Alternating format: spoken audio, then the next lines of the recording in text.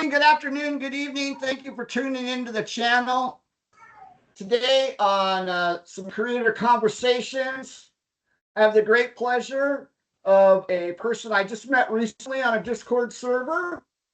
Tales from Elsewhere, very cool Discord server that everybody's heard about. And this gentleman here before me is got a new Kickstarter out. He had an interview on the Tales from Elsewhere channel. If you want to see that, go ahead and go over there after this. This is Permanent DM. He also has a YouTube channel, right? Yeah. And gives all kinds of great commentary and advice about role-playing games and all the things we love. Welcome. How are you today, Permanent DM? Doing good. It's been a hectic time with the Kickstarter going, but feeling like I'm getting to sort of chill out a little bit as it's getting towards the end.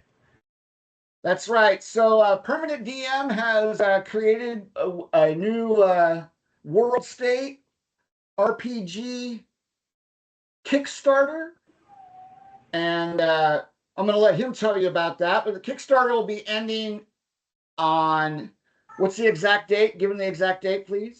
So it's next Thursday. So it's going to be ending on Thursday, June 4th. June 4th. Check out the Kickstarter. We'll have the links in the around here somewhere. So Permanent DM, All Mice Die.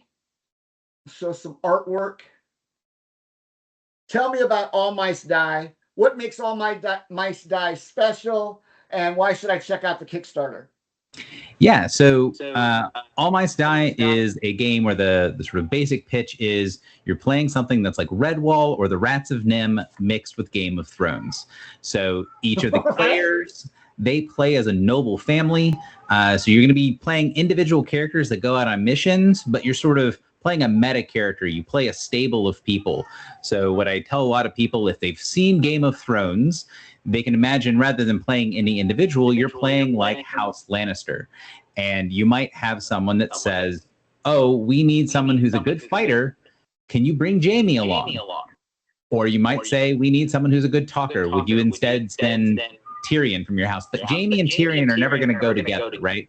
Because there's one Lannister controlling the thing in the session. And that sort of building up a community, building up of your own internal community and how it mixes with the others is what West Marches is about. And so that style of play is built into the rule system. And that does set it apart as a game system from a lot of others, because West Marches for most people is this sort of superstructure that gets bolted on. And you have to kind of massage and wiggle various systems and smooth out some edges to get it to fit. Because most games are not designed for that style of play.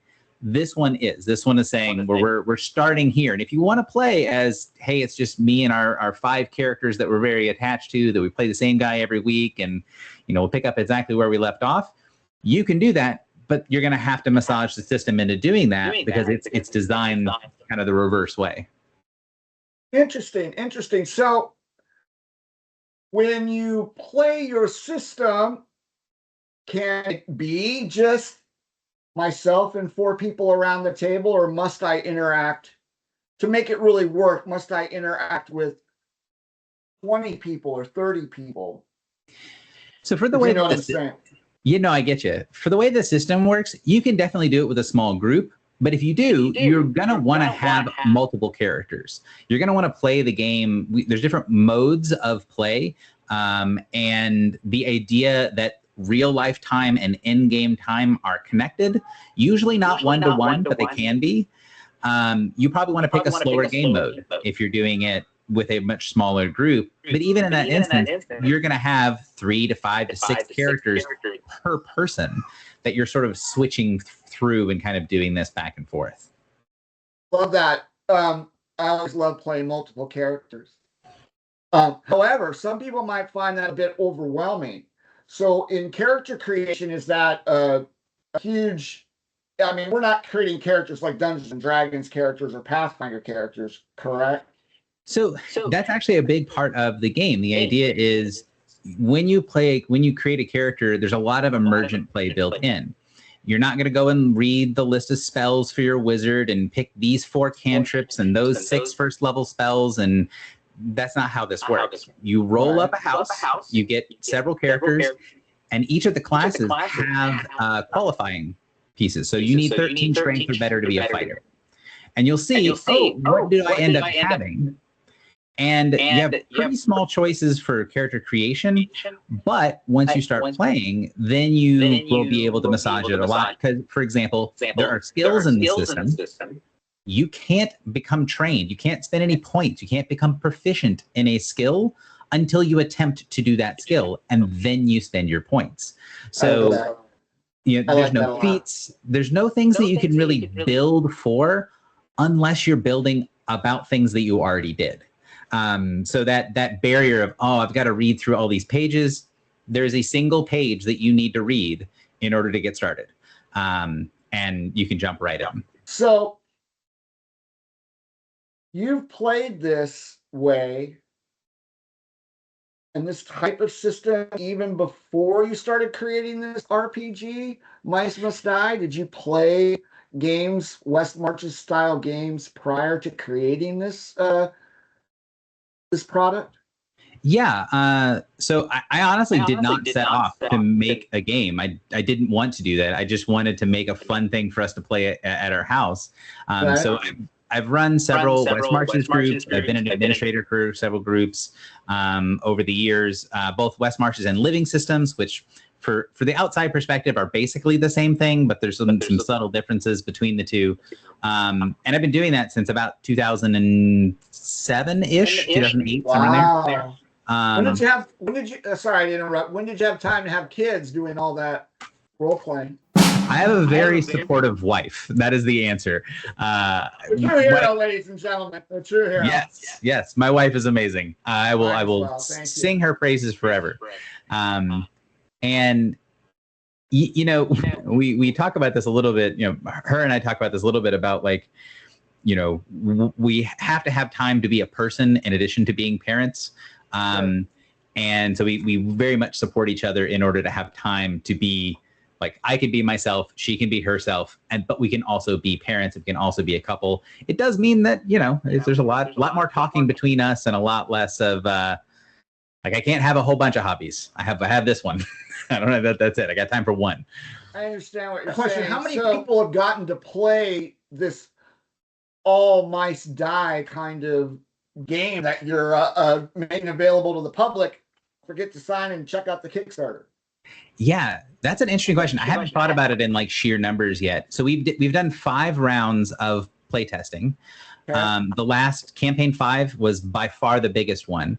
I would say somewhere in the neighborhood of about 400 people overall. I'd have to look at some notes, but I'd say about 400 players over the course of the past several years. And campaign 5 was by far the biggest one, but that campaign lasted for 13 months. And I ran 251 sessions in those 13 months. So that's a little over 1,000 hours behind the screen in this one group with this group of about 100, between 120 and 150 players. It would fluctuate a little bit.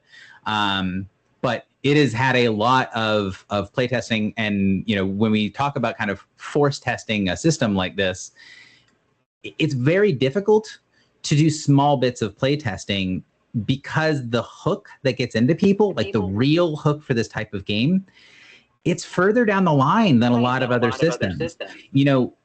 I don't know if you've had this, Vincent. Have you had someone suggest to you you should watch this series? It gets really good in season 4. Yeah. And I'm not doing that. It's a really hard sell. And it's one of those things when I try to say to somebody, you're going to have fun for the first little bit of the gameplay. Your first 5, 6, 7, 8 sessions, you're going to have a blast.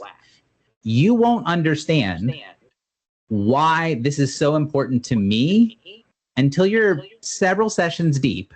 You have a rough day at work, you go home and you look at Discord and you have a message from someone that you played with last week. And that message says, hey man, I played with your fighter in that adventure where we dug under the river and we got that secret stone.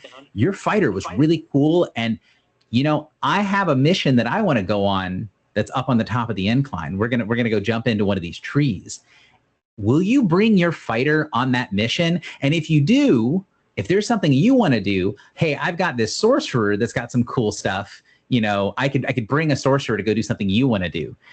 And when you have that moment where you're like, oh, this community idea of I will do this for you, you'll do this for me, and we're kind of like we're functioning like a society. That's the part where it really gets into you, and you're like, oh, this is why people play, like World of Warcraft or Final Fantasy or EVE Online. It's not the gameplay. The game is good, but the real hook, the real thing that gets people coming back for years at a time is the community element, and that's the big part of West Marches. Wow. So is part of the games that you're running when you do a season or a campaign, part of those in person, part of them online, all online? What's happening here? So if I could run everything in person, I would. Sure. I have nothing against online play. I just prefer to be in person. We rebuilt my basement into the game room. It's the set that you'll see on my channel. Specifically, we've got a giant leather-covered 13-foot table and a projector. We put a lot of effort into it, so I want to use it. But I'm a dad with 3 small kids, and I live outside of a decent-sized city, but I live in a small town. There's no way I'd be able to play the amount that I need to test the system and that I'd really enjoy if I didn't also have online games. So that 120 to 150 mix, I'd say about 40 to 50 of them were in person, and then the other 90 or 100 were online players. Yeah, that's still a lot. That's still a lot of people in person, and that's a lot of people online as well. Wow. So it's my understanding from reading the Kickstarter that if you pledge $35, you get a seat at the table of one of these West Marches campaigns. Is that correct? Actually, if you pledge at any level, so if you get the digital edition at $20, you also get a seat at the table. And that is another one of those things about West Marches. Like if I made this cool game, I could maybe run it for a few people, and I would have these cool campaigns because I'm outside of West Marches. I make like 300 session long, like 10-year epics that I play with my friends. I don't do small things. I'm bad at it. So one of the reasons that, again, that community element of West Marches, the thing that I love is to be able to say legitimately, here's a game. It's not going to sit on your shelf and not get played because the game comes with an invitation.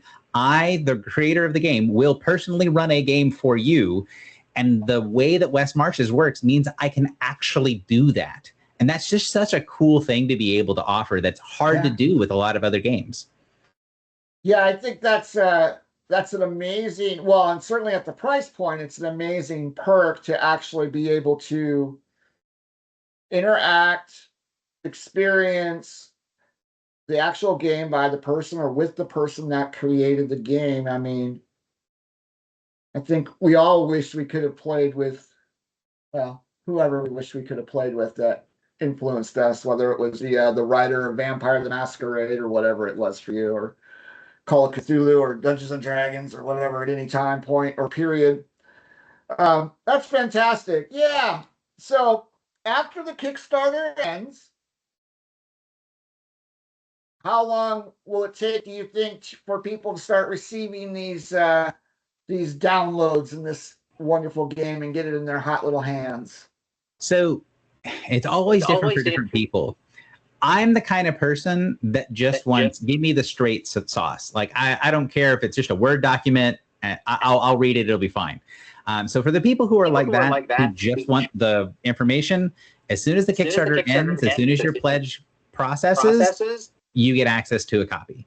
The adventure and the quick start rules, they're already done. We don't have to do anything for them. However, we're waiting for some of the art to come in still. And we don't have the layout finished. Mostly we don't have the layout for the monsters finish. And once we get the layout for the monsters done, we can put all the final words and everything. And what I'm hoping that there will be some people who will see that raw file who will be, oh, I want to read this. I want to look at this, because we're human. We're going to miss something. And what I would like to believe is that window between the Kickstarter ends, here's a copy of the game, have at it, have fun. If you have questions, we're right here. Right. And we've got the finished product, which should be middle, end of June, to be able to send to the printers. I'm hoping that window will have a couple people play and be able to say, that you mentioned this person, but the name's different down here, or there's a typo here, or this doesn't work. I've run the adventure. Last night I ran it for the 16th time. Wow. So I've run it several times since making it. But there's going to be a lot of things that I miss because I know what I mean when I wrote the words on the page, but that doesn't mean everyone else can speak Gary. Absolutely. And that befalls anyone who writes down anything, is like, we tend mentally to fill in words and spaces and commas and all these things, but we never actually punched them in. Let's talk about some art and layout, because that's something that I went to school for graphic design and art and layout and things of that nature. So what I saw from the Kickstarter page, go check out the Kickstarter page, wherever it is. Nice artwork, really nice artwork. So shout out the person who did the artwork for some of this stuff.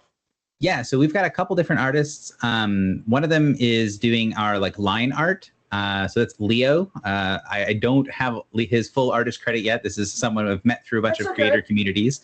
But our primary artist that does the sort of high definition, high quality stuff, he did the cover. He's doing all of the iconic stuff for the classes. His name is Jesse Cabrera, theartofjesse.com. He is an amazing artist. He's fantastic at what he does. And he is also local, which is another big plus. To you. Local to me, yeah. Wow. The game has a bunch of Kentuckyisms built into it because the default setting is a place you can look up on Google Maps. When you open up a copy of the Quick Start, there will be coordinates that you can just pop into Google Maps, and you can see the physical location where the game is designed to be, because it's in the median of an interstate that's about 10 miles from my house. I love that. That's awesome. And being able to put a lot of these really specific native Kentucky plants and animals and mushrooms and things into the game is fun for me, because I like teaching. I like people learning something and not realizing that they're learning because they're having fun. And then they're like, how dare you? Yeah, I know. It's insidious. So so being able to have the artist that's local, so he can physically be familiar with the animals, that we're drawing, is a bit of a big deal. So were you born and raised where this location for your RPGs is set? Were you born and raised in Kentucky? So sort of, yeah. I moved around a whole bunch. Like a decent chunk of my childhood was in Kentucky, and then I lived kind of all over the world. And then I came back home to sort of settle and stay here. But I consider myself kind of first and foremost someone from Kentucky. And, when we first came up with this idea we wanted to have a thing that was close to humans, but for some reason or another, the humans were not actually walking through the area. And just driving home one day, I was like, wow, this median, it's about 3/4 of a mile wide between the north and southbound lanes, and it's about 6 miles long. And it's a huge ravine, and it's illegal to go walk around in it. I had to get special permission from the DOT to be able to go walk around in there. So it's it's right next to people, but it's really far away from a person. And that made it kind of ideal for this setting that kind of places it, hey, we're gonna take you a step out of your comfort zone, because you're playing mice, you're little, but there's people that are right there. Wait a minute. You got permission from the DOT to go do some exploring and touch some grass in between this median area that no one else is supposed to go into unless there's some sort of an emergency or something. Yeah, so they have you can apply for special permission for conservation efforts. So if you're studying small animals, which is the type of permit that I got, because I am trying to do stuff for conservation. That's awesome. But it was a very confusing and long process. But it was something. It's this is kind of nice. And my daughter and I went through there, and on my Patreon, there's a bunch of posts of us taking pictures and being able to see things of like, if you want to see what this place really looks like what are we representing in this? Here are these pictures, and I get to learn all kinds of things that That's I wouldn't fantastic. know. Yeah, I had no idea. I didn't get that vibe. Maybe I did. Is that in the Kickstarter? Maybe I didn't read that very well. So it's not a big part of it, and partially because so the game is fantasy, but there are also horror elements. Yeah.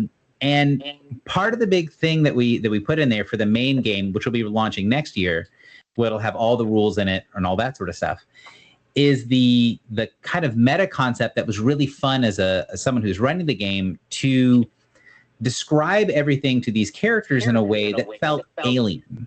For example, when you would go to the wastes, and it was this big open expanse, and mice can only see about field mice can see about 10 feet in like high def, and then beyond 10 feet, it's kind of a blur of colors and motion. Go ahead. So with that perspective, they're at the edge of this thing, and they know it is potentially possible to run to the other side, but you have no cover, so there's going to be birds and other things. Like you're exposing yourself over when you go across the wasteland, and they also know that they don't generally want to do it because sometimes you go run out in there, and there's this terrible noise and wind and this roar of color, and a mountain just flies by and you explode. And they're like, this is eldritch horror, right? Like this is some sort of horrific thing that's happening that they don't have any conceptualization of. And for me, it was really, really fun to just not explain that part. Really fun. And then have people go, I'm just playing. yeah. Well, people like go, oh man, what is this place? What is this like crazy magical environment? And are there spells that are here? Can I detect magic? And then they realize, oh no, it's a highway. It's an expressway. The thing that's hitting them that looks like a mountain is a car, because they don't have the concept they need to understand what's going on. Stop! You're killing me. I'm sorry. I'm laughing. I love that so much. That's so funny. It is. It's a ton of fun. And there's so many little things that you don't think about how different they are when you just make your perspective very different. Right. We got to get 4 mice together to bring this giant tin can over to the yeah, cave. I mean, during the play test, we had a classic D&D moment. I'm very much from an old school style of the idea of, you level up by getting money back to town. Sure. That's your whole goal. And the players are going through this dungeon, they're mice, they're doing the thing, and you need gold to bring back to your family to get levels and influence for your family. And they realize that there's this big door, this magical door that's sealing away this room. And they're able to unseal the door. And then they look at the door and they're like, you know what? I think this door is worth more money than what's around it. We're gonna break it off its hinges. Take the door. And take the door. And the door was valuable. The entire adventure became about rolling this door through the dungeon. And the character who eventually becomes the iconic wizard, right? His character becomes the wizard in the playbook. If you opened a wizard, you're going to see Harland in there. Harland's first skirt with death was they mistimed something slightly, and the door just kind of leaned over and crushed his character and almost killed him because it's a giant, heavy silver door. And they're mice. And they're mice. And so you can have these things where it's like, oh, this thing is, it's only, the door was about this big. For us, you just pick one up in one hand and carry on with it. But for them, it was this sort of epic adventure of trying to roll it down hallways and picking the path back to the dungeon entrance that didn't go through the water so that they could, but they're like, oh, we have to go through the area where the traps are because, we swam through to get to this part. We've got to go through the traps. Oh, but maybe we can roll the door through the traps and then they won't be as big of a problem. And so there's all these little things that get to be fun when you start thinking in small scale. Good time. So just out of curiosity, can you play some other thing other than a mouse? So the idea is fragile. The idea is that everybody is mice, And then if you play for a long time, you can unlock the ability to have like 1 or 2 characters that is associated with your house that is not a mouse. But that idea that the mice are a community, that is the strength of the mice. That's what sets them apart from the weasels and the rats and the squirrels and the others, is that they are kind of a society. They're united. So we have different levels for your Kickstarter. $20, $35, so on and so forth. Each one gives you a little bit extra stuff. The Kickstarter is finishing up on June 4th. So after June 4th, if somebody comes there, they won't be able to get anything. Is that the way Kickstarter works? How does that work? What about late pledges? Do you do late pledges and stuff? Yeah, so we are doing late pledges. I'm only printing a certain number of copies of the book. So, and I don't really plan on printing another run of the Quick Start. So, the digital copies, those will be available for whatever. And we hit one of our big stretch goals, which means that our digital content person, Tisha, she's going to be making a web app which looks gorgeous. I'll actually I'll send you a screenshot of what the prototype looks like, because she sent it to me a couple days ago, just to be able to make it easier for people to play. So how did you con all these people to work with you? Most of them are people that were players in the campaign. They played in one of the play tests, and Tisha made this app for herself, for her own characters, to manage her house, and then was like, I saw that and I was like, can we do that for more? Because it's really cool. And she was like, yeah, this would be really fun. And so she did that. And then our graphic designer was one of our players. One of the things we did during the look of the graphic design. I want to, shout out the graphic design. I like the look of some of those page layouts I saw. Looked really nice. Yeah, Corinne does a fantastic job with it. And a lot of them are icons. So the highest things on the Kickstarter that you can pledge for is you can pledge to become one of the icons. And there's 2 ways to do it. Either you give me enough money that I can pay for the art, in which case, sweet.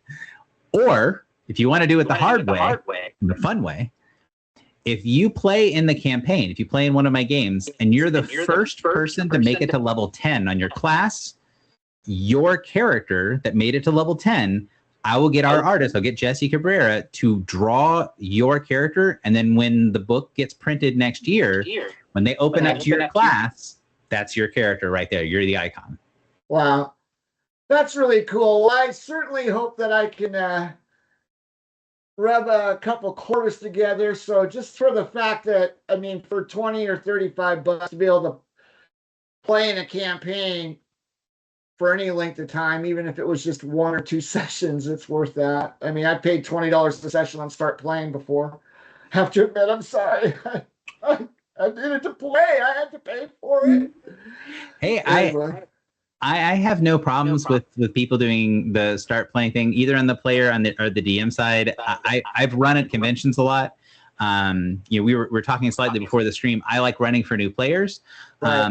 We sat down several years ago and kind of tallied up the people that I'd run for, because I like data. I just have a giant thing. So before I started running this game, we were at about 4,000 people that I'd run for. Wow, that's incredible. Because I like running for new people. I like running for new players. Insane. It's fun. I can't find 4 people that I like. No, I'm kidding. Well, you found one. I'm kidding. I love all of you. I'm joking. So I haven't really gotten to go to a lot of conventions. Damn it. Yeah, I was trying to think when my first convention was. I think it was 2002. Like Origins 2002 was my first convention. Wow, that's a huge con. Yeah, no, it was big. It was very, very eye-opening. It was very interesting. Oh, I know. I've watched videos about them. I look behind the curtain ever so slightly and dream that one day. So you're going to be at Gen Con? Are you going to have All Mice Die is going to have a presence at Gen Con, or you're just going as a consumer? Yeah, so there. I submitted a whole bunch of games with Gen Con, but Gen Con is this, giant 35,000 headed tentacle monster. I know. So the games that I submitted, most of them are still going through the being put on the schedule process, which is a little unfortunate because a lot of people, have already signed up. The event registration's already open by this point. Yeah. But for the people that I know at Gen Con, it's not if my stuff is going to be approved, it's when and kind of where they're going to be able to put it in. So you but I already will run some have stuff at Gen Con then. Yeah, so I'll have 11 sessions of the game running at Gen Con. Wow. And we're also going to be, and I'll send these to you as well. Corinne has made, our graphic designer has made these buttons. They're about this big. And on the button, it has the logo, and then it either says, I lived or I died. And it has the quick start on it. So people can play and take something with them.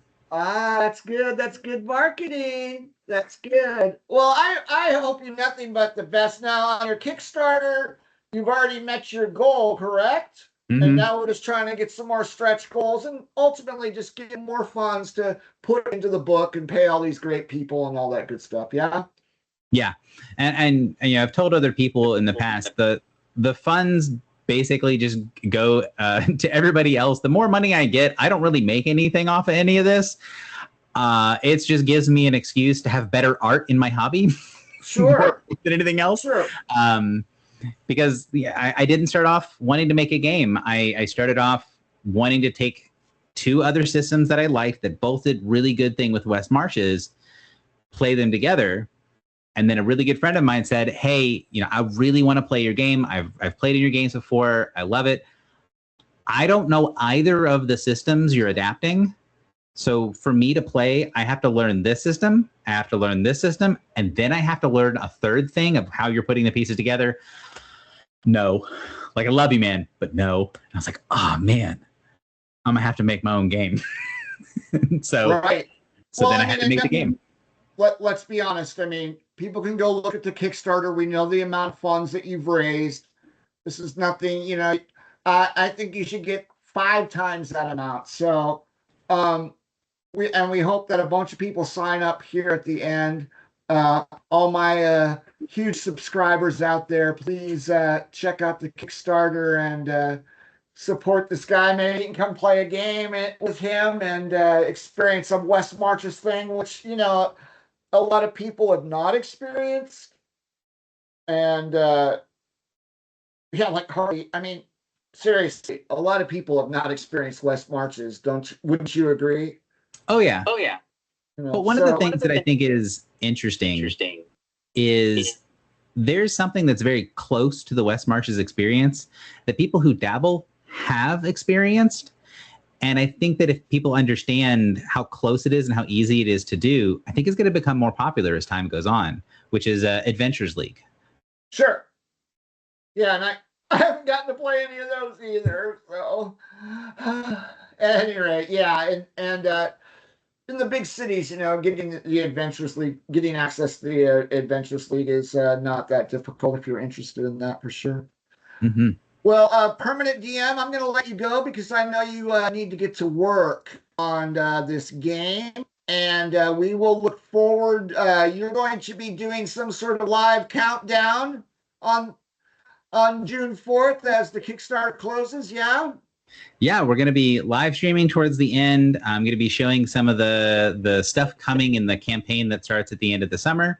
And if we end up making the stretch goal, which we're actually not that far away, I think we're about $500 from the next stretch goal. Nice. I'll be designing some stuff on stream, and people can say, "Oh, what about this or this or this?" And we can kind of build things together using the tools that will be coming with the full game next year.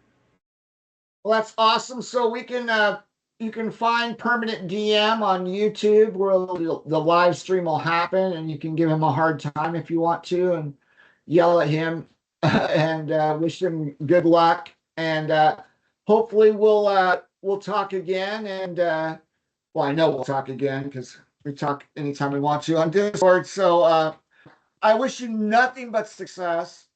And I really enjoyed talking with you prior to recording and actually recording, and I hope to talk again real soon.